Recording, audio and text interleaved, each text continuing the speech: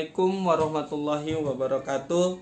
Perkenalkan, nama saya Muhammad Ilham Reja, NIM 1703012113, Minat Ilmu Tanah 2017. Di sini saya akan mempresentasikan review jurnal saya tentang permasalahan dan penyelesaian lahan rawa.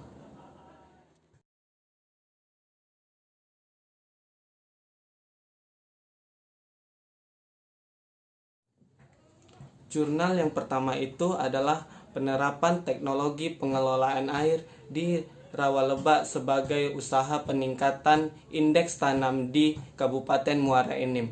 Penulis Sudaryanto Jamhari, volume 4 nomor 1, halaman 23 sampai 28 April 2009. Permasalahannya, daerah Rawaleba Muara Enim ini dengan luas 12.680 hektar merupakan dataran rendah yang dipengaruhi oleh pasang surut air sungai secara langsung maupun tidak langsung. Rawaleba ini memiliki pH rendah, kesuburan tanah rendah, dan genangan air yang tidak dapat diprediksi karena musim. Genangan air di Rawaleba ini dipengaruhi oleh curah hujan di hulu sungai maupun curah air hujan di lahan itu sendiri maupun sekitarnya. Sedangkan penyelesaiannya yaitu untuk mengatasi permasalahan di lahan Rawaleba ini diperlukan teknologi dan investasi yang cukup tinggi agar dapat memberikan hasil yang memadai serta dapat mengatasi fluktuasi air yang terjadi pada musim hujan dan kekeringan pada musim kemarau. Pada persawahan surjan akan terbentuk tanggul atau guludan yang dikelilingi yang fungsinya itu untuk menahan air dari luar pada waktu musim penghujan dan sawah dapat diairi pada musim kemarau. Selain dibuat tanggul, dibuat juga saluran antara petaan sawah satu dengan petaan sawah yang lainnya.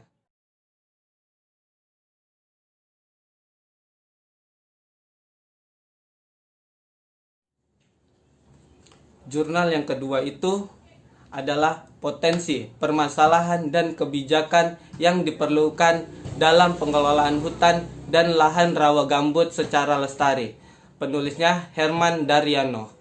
Jurnal Analisis Kebijakan Kehutanan, volume 6 nomor 2, halaman 71 sampai 101, Agustus 2009.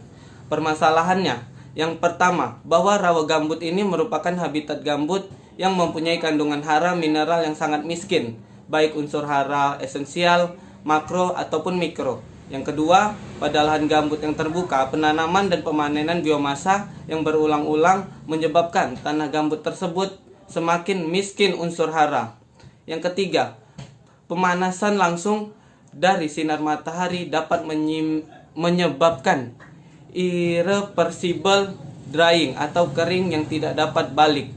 Yang keempat, kebakaran yang sering terjadi pada lahan gambut akan menghilangkan mineral dan nutrisi lahan gambut, sedang abunya akan mudah tercuci pada lapisan akar.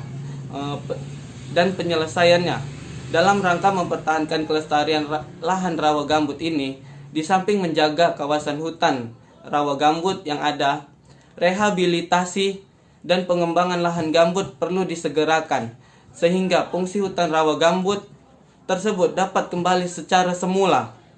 Rehabilitasi yang perlu dilakukan adalah rehabilitasi hidrologi terlebih dahulu dengan cara penambatan saluran drainase atau blocking kanal dengan tujuan menghambat saluran air di saluran drainase, dan diharapkan air dapat meresap membasahi kembali atau reswamping lahan gambut sekitar saluran drainase. Sedikit demi sedikit ketinggian air tanah atau water table akan naik. Diharapkan regenerasi dan suksesi alam akan terjadi.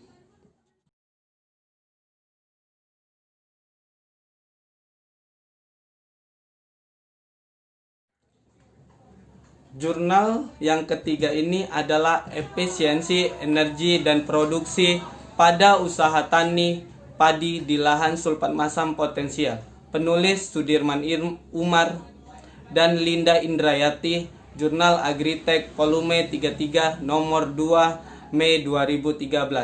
Permasalahannya, dengan semakin banyak lahan-lahan sawah di Pulau Jawa yang beralih fungsi dari non-pertanian, maka sebagai alternatifnya untuk mengatasi kekurangan pangan berupa beras sebagai makanan pokok adalah dengan memanfaatkan lahan alternatif seperti lahan sulfat masam potensial ini untuk mengatasi peningkatan produksi pangan nasional di waktu yang akan mendatang.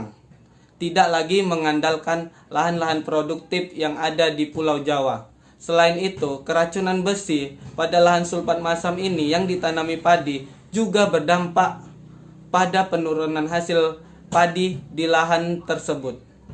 Penyelesaiannya yaitu dengan menggunakan teknologi tata air mikro, merupakan salah satu bentuk teknologi yang diperkenalkan untuk mengatasi keterbatasan penyedia air di musim kemarau.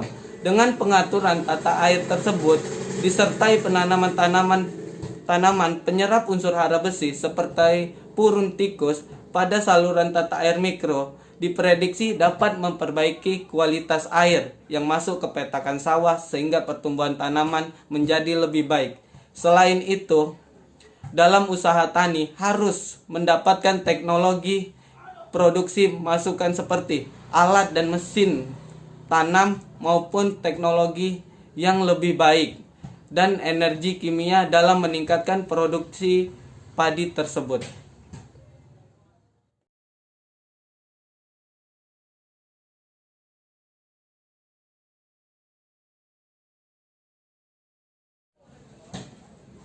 Jurnal yang keempat yaitu pengembangan teknologi untuk pengelolaan lahan rawa pasang surut berkelanjutan. Penulis Anis Susilawati, Erwan Wahyudi, dan Nurimda Minsyah.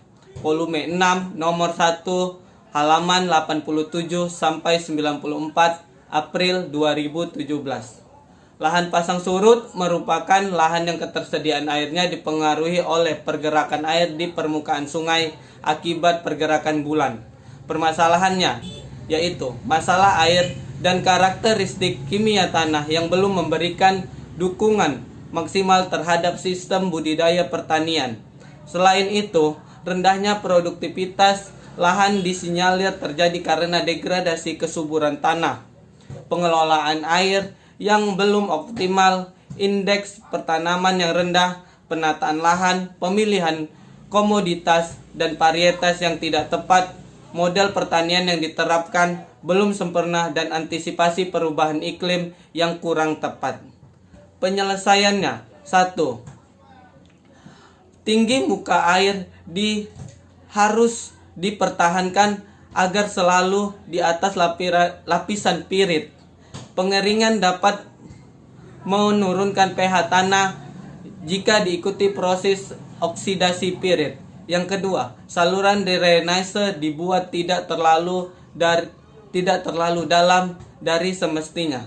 Yang ketiga, merawat dan mempertahankan fungsi bangunan air yang telah dibangun untuk mempertahankan kinerja kerja pengelolaan air pada tinggi muka air dalam saluran.